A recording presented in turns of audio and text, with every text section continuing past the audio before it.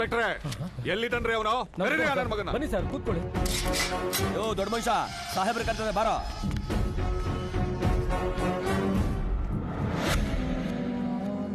3 ತಿಂಗಳು ಟೈಮ್ ತಗೊಂಡು ಏನೋ ಕಿತ್ತಾಕ್ತೀನಿ ಅಂತ ಹೋಗಿ ರೈತರ ಹೆಣ ತಗೊಂಬಂದು ಕಿರಿಕ್ ಮಾಡ್ತಾ ಇದ್ಯಾ?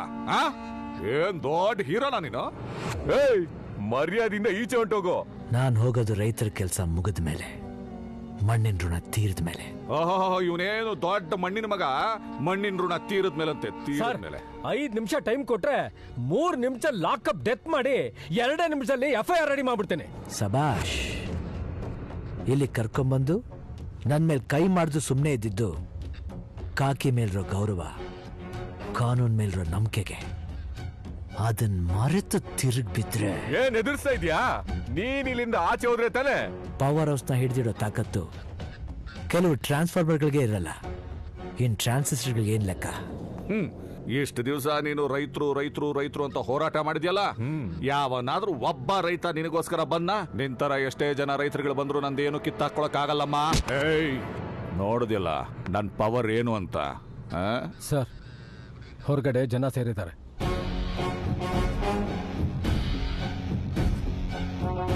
ಯಾರು ನೀವೆಲ್ಲ? ಏನ್ರ ನಿಮ್ ಗಲಾಟೆ? ಶಿವ ಅವ್ರನ್ನ ಬಿಟ್ ಕಳ್ಸಿ. ಅವೆಲ್ಲ ಆಗೋ ಕೆಲಸ ಅಲ್ಲ. ನೋಡಿ, ಅವನು ಗಲಾಟೆ ಮಾಡಿಸ್ದ.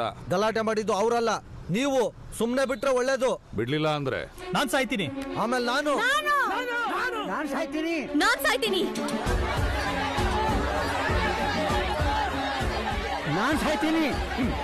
ಸಾಯೋ ಮುಕ್ಕುಗಳು ನೋಡು. ಯೋಚನೆ ಮಾಡಿ ಸರ್. ಅಧಿಕಾರ ಸಿಕ್ಕದ ಮೇಲೆ ನಮ್ಮನ್ನೆಲ್ಲ ಮರ್ತ್ರಿ. ಈಗ ಯಾರೋ ಬಂದವನೆ, ಅವನು ಕಟ್ಟಾಕ್ತೀರಾ? ಸಾಯೋದ್ ಸಾಯ್ತೀವಿ. ನಮ್ ಹೋರಾಟಕ್ಕೋಸ್ಕರ ಬಂದಿದ್ದಾನೆ. ಅವನಿಗೋಸ್ಕರ ಸತ್ರೆ ಸಾವಿಗೆ ಒಂದು ಬೆಲೆ ಬರುತ್ತೆ. ಹೌದು.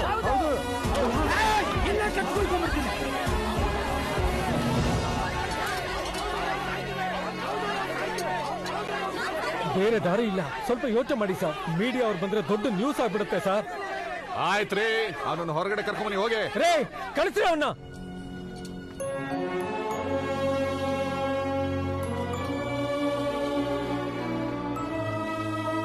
ಏನಂತ ಕೇಳಿದ್ರಿ? ಹೀರೋನೇ. ನಿಮ್ ತರ ಹೀರೋಯಿಸಮ್ನ 5 ವರ್ಷಕ್ಕೊಂದ್ಸಲ ರಿನ್ಯೂವಲ್ ಮಾಡ್ಕೊಳ್ಳೋ ಅಭ್ಯಾಸ ನನಗಿಲ್ಲ.